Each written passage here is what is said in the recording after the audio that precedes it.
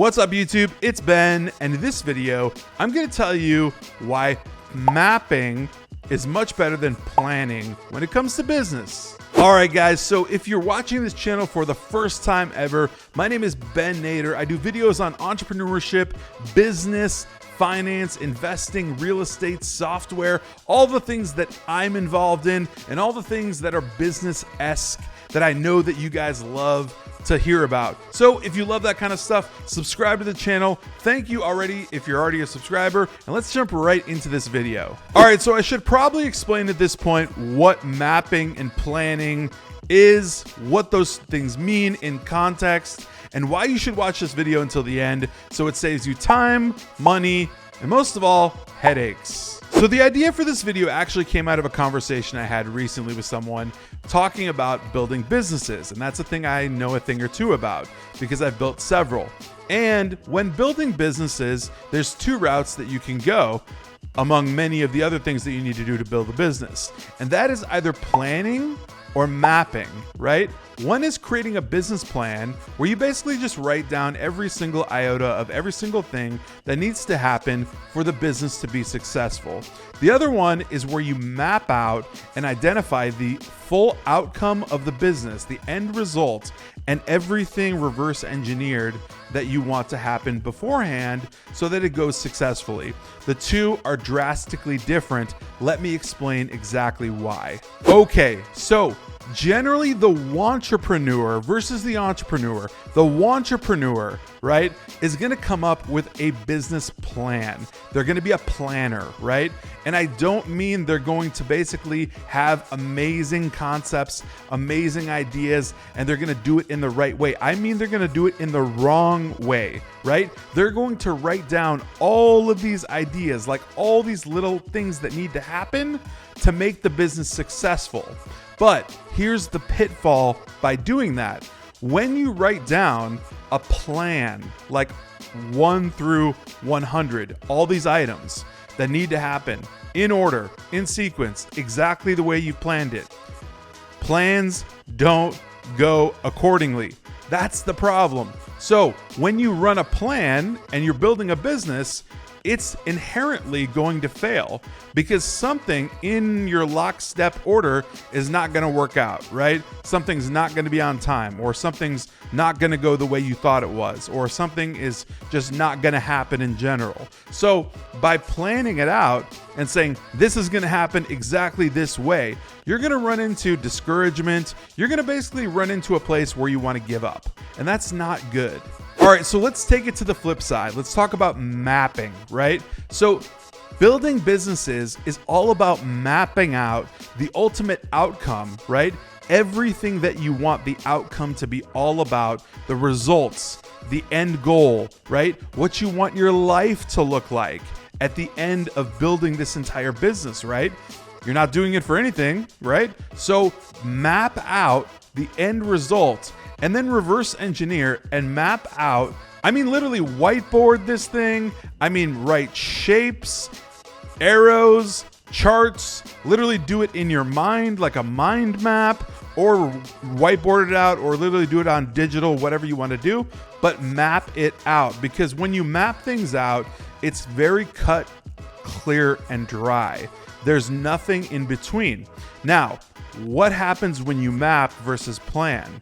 When you map something, it's a map, and things can take different turns, things can take different avenues, things can evolve. When you have a plan, you have a strict adherence to exactly what it's supposed to be. And nothing is ever going to go according to plan in business. So when you're building a new business, you always want to map it out because everything's going to change as you go through that map.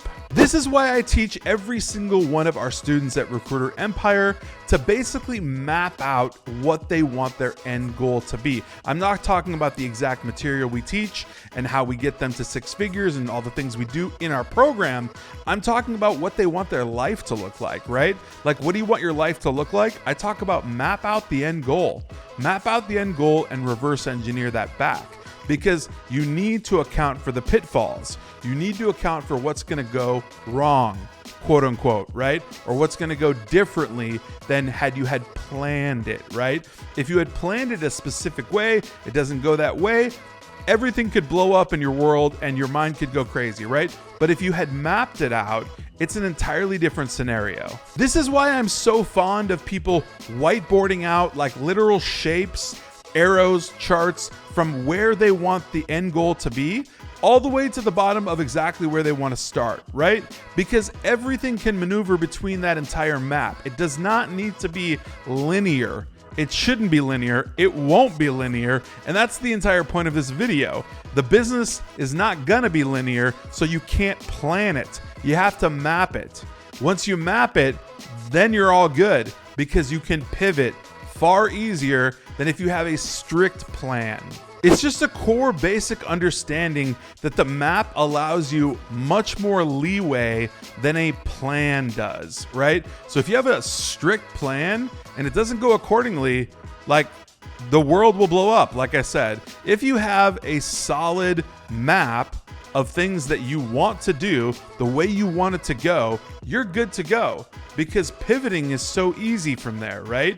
You have so much leeway. You have so many different avenues to take. And it allows for evolution, right? Like maybe this one square that we have here that says that we need to get XYZ done at XYZ time or whatever. Maybe that needs to change completely. And that's easy when you already have a map set up for your business and the evolution of building it.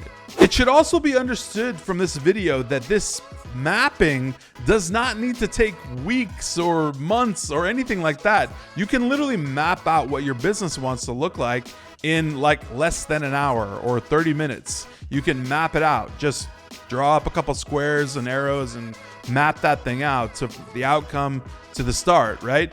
Reverse engineer the thing. That's exactly how it should be done.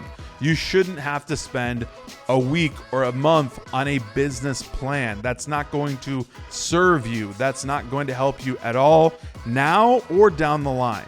Every single business that I've ever built has been mapped out, right?